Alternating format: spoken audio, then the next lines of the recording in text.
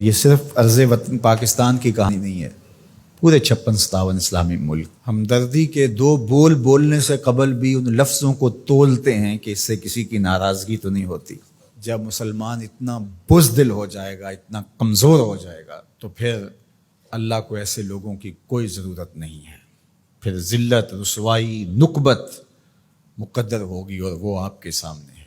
وَأَنْتُمُ الْأَعْلَوْنَ إِن كُنتُم مُؤْمِنِينَ، تم سر بلند ہو کر مومن بن کے رہو، عزت کا تاج تمہارے سر پہ رکھوں گا، یہ میرے رب کا وعدہ ہے، لیکن شرط یہ ہے کہ تم مومن بن کے رہو۔ اور آج دنیا کا مکروہ اور دوہرا چہرہ بھی سامنے آ گیا، جو انسانی حقوق کی بات کرتے ہیں، کتوں اور بلیوں کے حقوق پہ تنظیمیں بنا رکھی ہیں۔ آج بلکتے بچے، یہ ایک تصویر دیکھی نہیں جاتی کہ ایک حاملہ عورت کٹ جاتی ہے تو اس کے پیٹ سے ادھورا بچہ ایک شخص ہاتھ میں اٹھائے ہوئے دہائی دے رہا ہے۔ ظلم ظلم ہے، بڑھتا ہے تو مٹ جاتا ہے، اور خون خون ہے، بہتا ہے تو جم جاتا ہے۔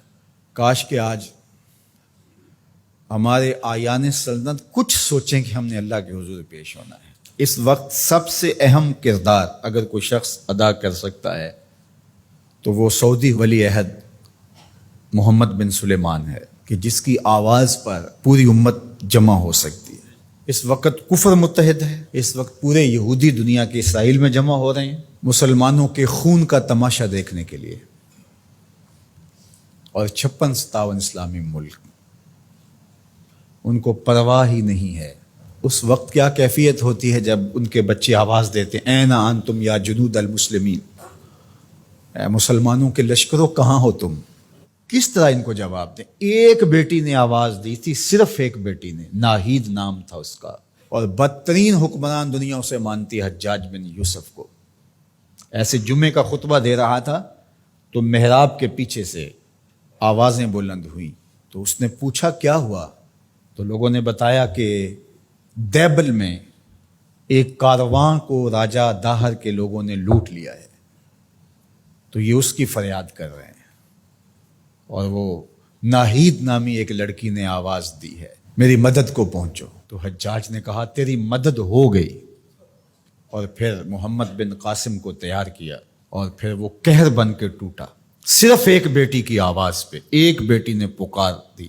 آج کتنی بیٹیاں ہیں، کتنے بچے ہیں، آج وہ نام لے لے کے آوازیں دے رہے ہیں، لیکن ہے کہ کسی کی زندگی کا لف و نشر غیر مرتب ہو، کسی کی نیند میں خلل آ جائے، کسی کے عیش و عشرت میں، کسی کے طرز زندگی میں فرق پڑ جائے۔ بے حسی کی یہ کیفیت ماضی میں کبھی نہیں دیکھی تھی جو آج دیکھنے کو مل رہی ہے۔ آہستہ آہستہ ہمیں مادیت زدہ کر کے، مسائل میں الجھا کر کے ہمیں اس جگہ پہ کھڑا کر دیا گیا کہ ہم کسی قابل نہیں رہے۔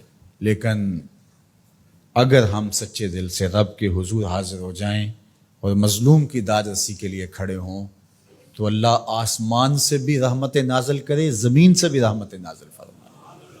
اللہ آسانیاں کرے اور فلسطینیوں کو کامل فتح یاب فرمائے، اور اللہ اس امت کو کھویا ہوا وقار دے، اور 56 اسلامی ممالک کو غیرت مند حکمران عطا فرمائے، اور اپنی خاص کرم نوازیاں اللہ میرے وطن اور تمام بلاد اسلامیہ کے شامل حال فرمائے۔